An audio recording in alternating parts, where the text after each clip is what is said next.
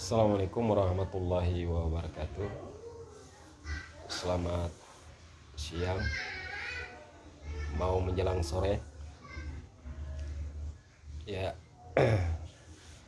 terima kasih saudara-saudaraku dimanapun Anda berada. Dalam momen ini saya mencoba dengan berbagai isu, ya kan, terutama isu-isu hukum yang akhir-akhir ini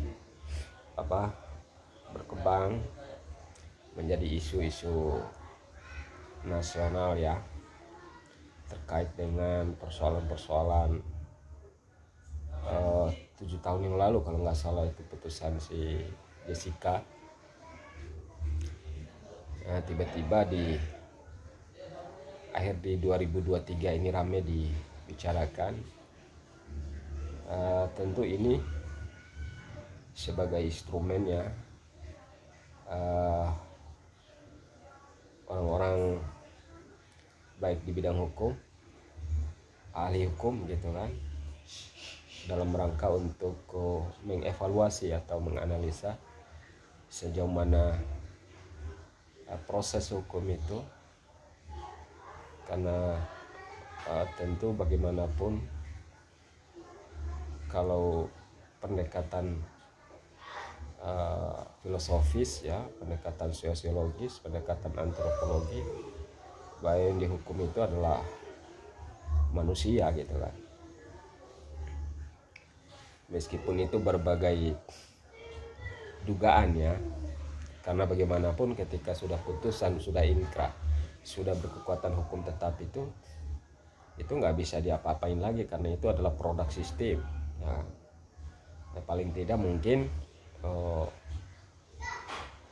para orang-orang hukum itu melihat dari sisi mana gitu kan, pada saat penegakan hukum itu, apakah itu memenuhi rasa keadilan, ya kan, atau tidak kan gitu. Nah, saya menarik, ya, karena saya ini kan orang pidana gitu kan, dan sering saya mengikuti gagasan atau perspektif Prof. Edi Hirarich, ya, guru besar UGM, ya, itu menjadi satu saya kan motivasi gitu kan. Bahkan saya beli bukunya itu, buku tulisan dia itu kait dengan teori hukum, lalu kemudian filsafat hukumnya saya pelajari betul-betul itu. Dan ada satu poin yang saya lihat ketika dia memberikan satu diksi itu ketika pada saat di persidangan awal gitu, ya, 7 tahun yang lalu itu. Kemudian juga ketika diwawancara di podcast, terus kemudian di media televisi, bahwa kasus Jessica itu kan kasus pembunuhan, kasus 340 kan, pasal 340, yang tentu menurut dia jadi tidak dibutuhkan motif di situ, ya kan? Tidak dibutuhkan motif. Tapi saya pernah baca bukunya itu dalam sebagai pembuktian, ya, fundamental. Pembuktian fundamental itu ada etnis, kemudian ada evidence, ada instrumentum. Jadi admissible itu, evidence atau instrumentum itu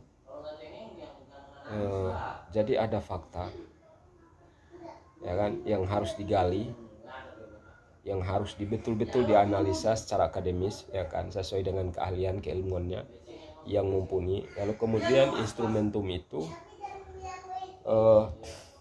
apa sih alat yang digunakan itu, ya kan, alat buktinya gitu yang digunakan. Nah, alat buktinya tentu yang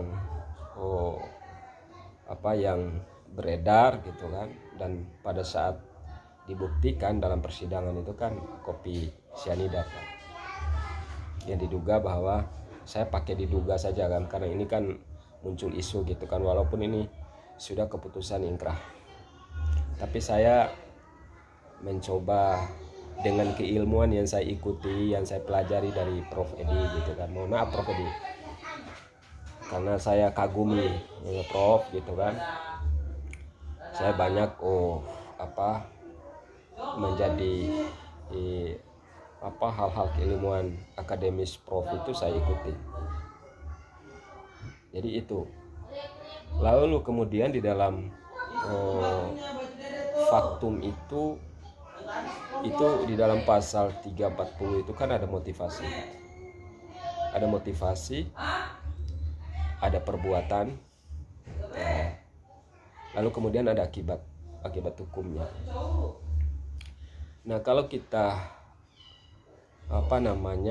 mengkonstruksikan pasal itu, kalau menurut saya, jadi sebetulnya bukan tidak dibutuhkan motif, karena pembunuhan itu tentu saja gitu kan dibutuhkan motif kalau pembunuhan berencana gitu kan. Tentu ini berbagai perspektif ya, ahli-ahli pidana berargumen gitu kan, punya perspektif yang berbeda. Kalau menurut Prof Edi itu kumpulnya orang hukum 50 pasti berbeda-beda pendapat hukumnya, dan saya saya akui itu. Kemudian ada satu sering yang disampaikan kalau Prof Edi itu memberikan satu keahliannya, itu ada karangan bukunya Artubes ya, di mana saksi ahli itu memberikan kesaksiannya. Itu pertama ada 3 poin kalau nggak salah, itu saya baca bukunya, dan itu hasil dari tulisan atau diksi atau narasi yang disampaikan oleh Prof.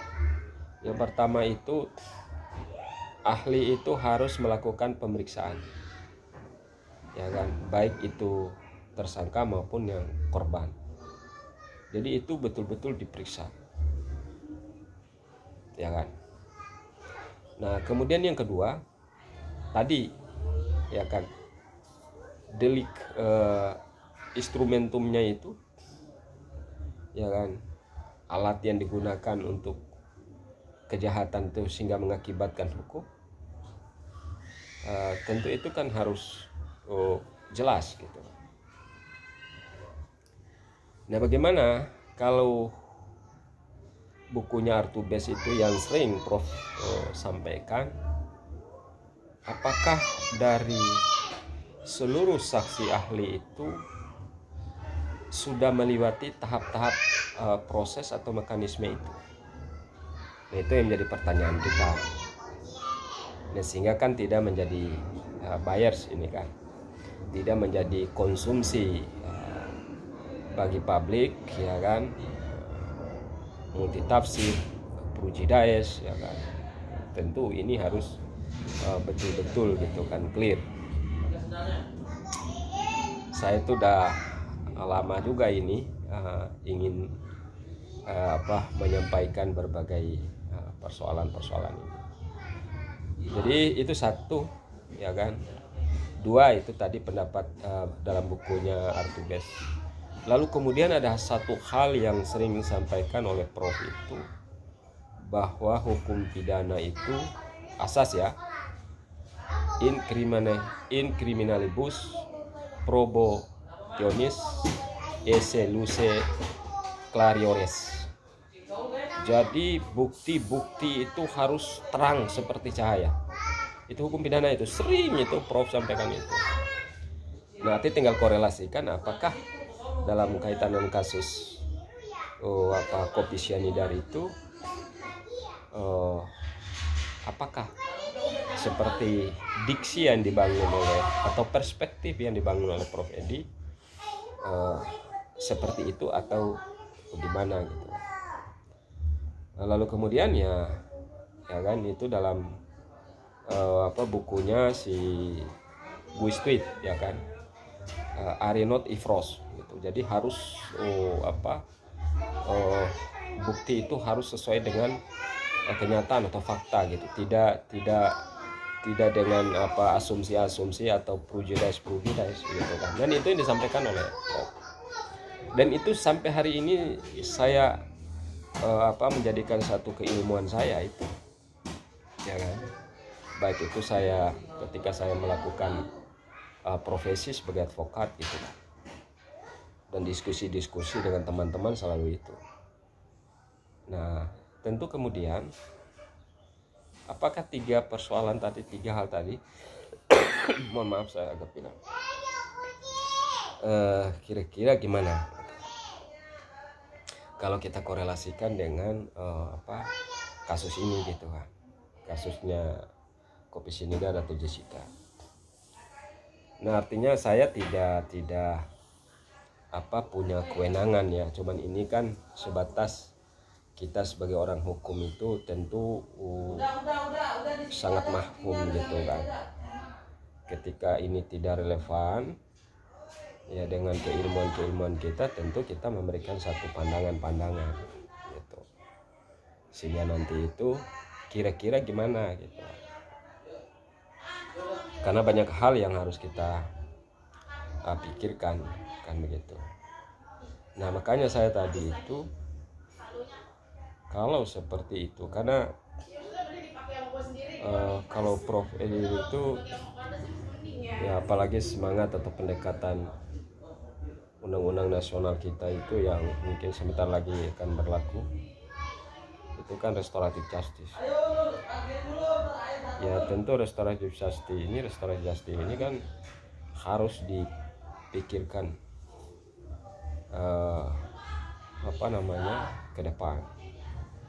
Jangan sampai persoalan-persoalan hukum itu akan menjadi satu nanti stuck gitu kan. Sementara semangat kita itu dalam rangka bagaimana hukum itu menjadi sebuah kesuksesan ya kan. Berjalannya sebuah negara demokrasi itu tentu dengan hukum kan begitu.